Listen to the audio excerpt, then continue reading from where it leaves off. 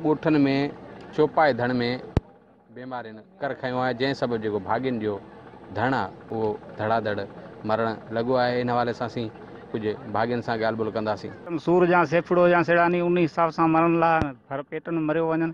माल बकरी में आहे, रिढुनि में आहे, उठनि में आहे, उनजे करे माल तमामु मरंदो आहे। का अस्पताल ई कोन्हे, जानवर पाण तड़पियो मरियो वञण लाइ डॉक्टर न को ॿियो का शइ बि कोन्हे अचे। थर लॻो इलाइक़ो त केरु अचे, माण्हू मुश्किल वीचारा।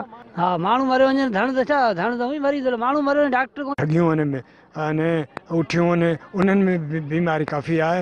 ऐं ॿियो को बि माण्हू वैक्सीन जे लाइ कोन थो अचे। पूर बिल्कुलु क्लियर माण्हू जो ख़तमु थी वियो आहे। छाजे करे वॾियुनि बकरियुनि जी बीमारियूं हुयूं, बुखार हो, खंघि हुई, कुल्को हो, नक मां सेड ईंदी, उनजे करे हिकिड़ा त पेट में फर पेटनि में मरी विया। बाक़ी जेके ॿाहिरि गया से मरी चुका आहिनि। घणी में घणो माना तक़रीबन 80% माण्हुनि जो माल मरी चुको आहे। उठनि में बीमारी आहे, रिढुनि में आहे ऐं ढगियुनि में बीमारी आहे। बाक़ी हाणे त वैक्सीन वारा या टुके वारो त को डॉक्टर हुई तव्हां ॾिसो पिया त को अचण लाइ आहे ई कोन्हे। माल जाम मरी चुको आहे ऐं पाणी जेको आहे सो तमामु ख़राबु आहे। उठ थी, ढगी थी, बकरी थी, माना रही कोन, रिढ रही कोन। असीं ग़रीब माण्हू गुज़ारो लूण ते आहे।